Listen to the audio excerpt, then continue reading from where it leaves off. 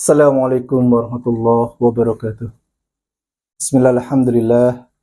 Allahumma salli ala Sayyidina Muhammad wa ala alihi wa ashabihi wa man tabi'ahum bi ihsanin ila yaumiddin. Amma ba'd. Ikhwani hafizakumullah, kakak sekalian, ustadz-ustadzah, bapak dan ibu. Semoga senantiasa Allah melindungi antum semua, melindungi kita semua, sehingga kita senantiasa berada dalam kebaikan. Ikhwani fillah, saya tadi habis membaca buku dan ada sesuatu yang menarik dari buku ini. Sebenarnya banyak sekali yang menarik dari buku ini. Tetapi mungkin yang akan saya bagikan adalah bagaimana sesosok bernama Nu'man bin Thabit rahimahullah, atau lebih dikenal dengan Abu Hanifah atau Imam Hanafi. Beliau begitu khusyuk beribadah sepanjang malam. Dari saat orang tidur sampai saat orang terbangun, beliau terus sholat, membaca Al-Quran di kala sholat itu, kemudian berdoa dan menangis. Pertanyaannya, apakah memang beliau ini tidak tidur? Walau a'lam bishawab. Ada beberapa kemungkinan. Bisa jadi beliau tidur sesaat, kemudian jelang subuh beliau juga tidur sesaat, atau memang tidak tidur sama sekali. Tetapi ikhwani hafizakumullah, rata-rata orang soleh itu mereka menegakkan sunnah Rasulullah SAW di siang hari, yaitu qailulah atau tidur sejenak sebelum zuhur. Maka kemungkinan Al-Imam Abu Hanifah ini juga sama. Beliau bisa jadi tidak tidur atau tidur sejenak saat malam, kemudian jelang zuhur beliau tidur sejenak untuk menguatkan tubuh agar senantiasa bisa beribadah kepada Allah SWT.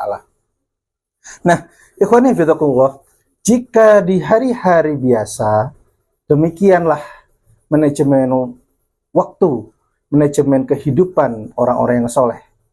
Lalu bagaimana di saat Ramadan?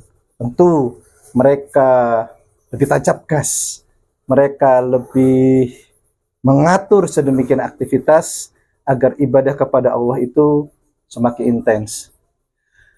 Ada beberapa hal yang mungkin perlu kita perhatikan ketika merancang kegiatan di bulan Ramadan.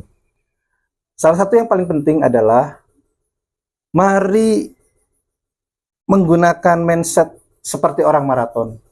Jadi orang maraton itu sebagaimana kita tahu, di awal itu tidak langsung lari kenceng. Ngawali itu mungkin santai gitu ya, terus semakin cepat. Kenapa kita menggunakan mindset Ramadan, maraton saat Ramadan? Pertama, tubuh kita itu perlu transisi dari saat biasa ke saat puasa. Tentu kalau kemudian kita kejar target, tancap gas betul di awal Ramadan, itu tubuh bisa kaget. Yang kedua, aktivitas harian kita itu juga perlu transisi. Katakanlah kalau kita kerja di kantor begitu, itu kita dan teman-teman kita di kantor itu perlu transisi, maka lebih baik bertahap. Dan yang ketiga, ini yang paling penting, bahwa di akhir Ramadan itu ada sunnah i'tikaf, ada janji Lailatul Qadar.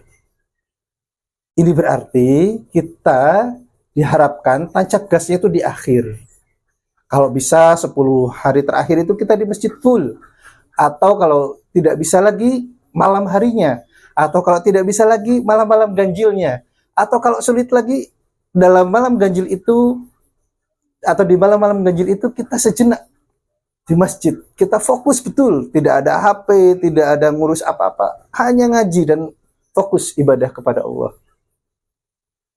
Jadi Kalau itu bisa kita lakukan, mindset maraton itu bisa kita lakukan, semoga di akhir Ramadan kita itu betul-betul all out. Karena memang di akhir Ramadan itulah kita memang diharapkan all out. Di 10 akhir yang malam. Nah, kemudian ikhwani hafizakumullah, di akhir Ramadan itu banyak sekali tantangan-tantangan yang akan kita hadapi. Ada mungkin mudik, ada belanja persiapan hari raya. Semoga kita bisa mengatur. Karena ingat, ada sebuah hadis, innamal a'mal bil khawatim. Amal itu tergantung akhirnya. Maka betul-betul kita rancang gaspolnya itu di mana gitu ya. Jangan dari awal, tapi awal itu gas, tengah digas agak kenceng, dan gaspolnya di akhir. Persiapkan keluarga, persiapkan fisik kita, persiapkan rekan-rekan kerja kita, persiapkan juga lingkungan, bahkan mungkin orang di kampung, sehingga mereka tidak kaget ketika kita lebih banyak itikaf untuk betul-betul sukses Ramadan. Ikhwani fillah, semoga buku ini dan buku-buku lain, terutama kisah-kisah orang soleh, terus menginspirasi kita. Jangan berhenti untuk membaca buku, mencari inspirasi-inspirasi baru. Semoga Allah menguatkan kita dalam istiqomah kebaikan. Subhanakallahumma rabbana wa bihamdik, asyhadu an la ilaha illa anta astaghfiruka wa atubu ilaik. Assalamualaikum warahmatullahi wabarakatuh.